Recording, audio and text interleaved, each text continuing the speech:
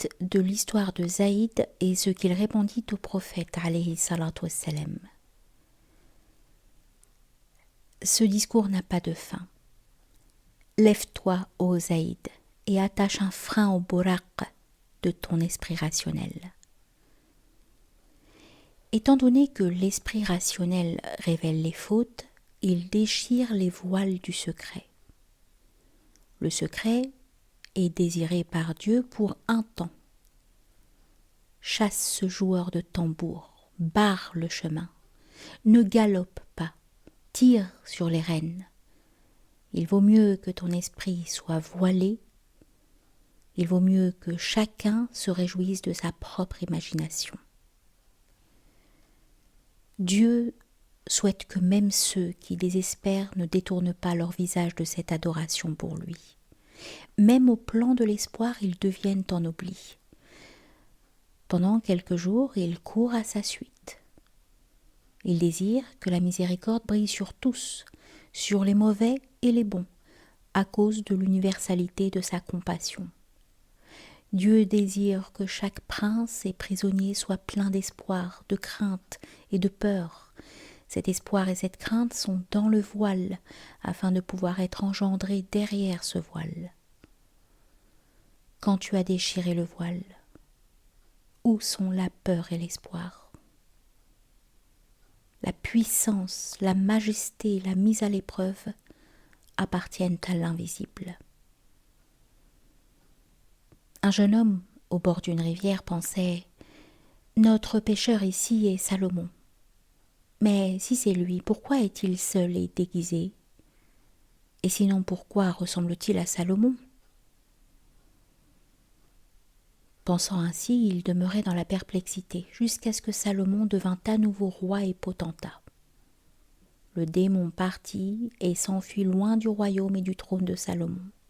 L'épée de sa chance versa le sang de ce démon. Il mit l'anneau à son doigt.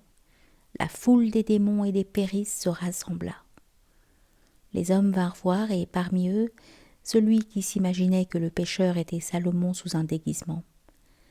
Lorsqu'il ouvrit la main de Salomon et vit l'anneau, son hésitation et sa recherche s'évanouirent aussitôt.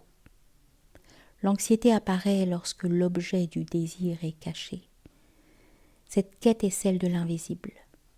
Lorsqu'il était absent, l'imagination devint puissante en son sein. Dès qu'il fut présent, son imagination disparut. Si le ciel radieux n'est pas sans pluie, la terre noire n'est pas non plus sans végétation. Dieu a dit « Je veux qu'il croie à l'invisible. C'est pourquoi j'ai fermé la fenêtre du monde périssable. Si j'ouvre ma fenêtre le jour du jugement, comment pourrais-je dire « Aperçois-tu quelque brèche ?» Afin que dans cette ténèbre, ils puissent faire des efforts pour trouver leur chemin. Ils tournent tous leur visage dans une direction. Pour un temps, les choses sont inversées. Le voleur amène le magistrat à la potence, de telle sorte que maintes sultans et hommes d'un esprit sublime devient durant quelque temps l'esclave de son propre esclave. Le service effectué durant l'absence est beau et convenable. Quand le service est exigé de nous par Dieu, il lui plaît que l'on se souvienne de l'absent.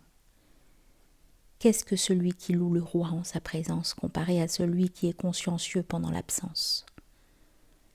Le gouverneur d'une forteresse qui est à la frontière du royaume, loin du sultan et de sa protection, garde la forteresse contre les ennemis et refuse de la vendre pour des richesses illimitées, qui, bien qu'absent loin du roi à la lisière des frontières, lui demeure fidèle comme s'il était présent.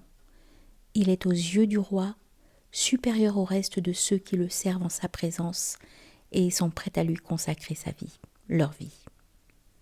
C'est pourquoi la moitié d'un atome de respect de son devoir dans l'absence vaut mieux que 100 000 accomplissements de ce devoir dans la présence.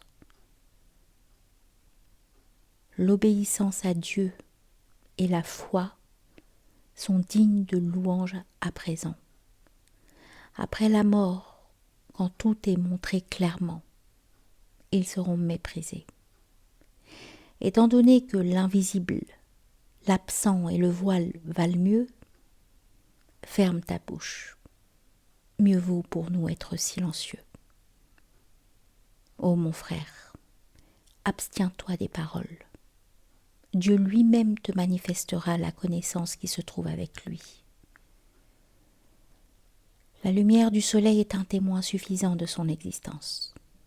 Quel est le plus grand des témoins? Dieu. Non, je parlerai, car Dieu et les anges et les savants s'accordent pour établir cette vérité. Dieu et les anges et ceux qui sont versés dans les sciences mystiques témoignent qu'il n'y a pas de Seigneur sauf celui qui demeure à jamais. Puisque Dieu a donné un témoignage, que sont les anges, qu'ils puissent être associés à ce témoignage. Ils le sont parce que des yeux et des cœurs faibles ne peuvent supporter l'éclat et le témoignage du soleil, comme la chauve-souris qui ne peut supporter la clarté du soleil et abandonne l'espoir. Sache donc que les anges, comme la lune, témoignent du soleil dans le ciel. Ils disent « Nous avons tiré notre lumière d'un soleil. Nous avons brillé sur les faibles comme des représentants du roi. » Qu'il soit semblable à la nouvelle lune ou à la lune de 7 jours ou à la pleine lune, chaque ange a son rang propre en ce qui concerne la lumière et la valeur spirituelle. Chaque ange, selon son degré, a une partie de ce rayonnement consistant en 3 ou 4 paires d'ailes lumineuses, à l'instar des ailes des intellects humains, parmi lesquels il existe de grandes différences. C'est pourquoi le compagnon humain de chaque être humain dans le bien et le mal est cet ange dont la dignité correspond à lui ou à elle. Les étoiles brillent afin de servir de guide sur l'homme à la vue faible qui ne peut même supporter la lumière de la lune.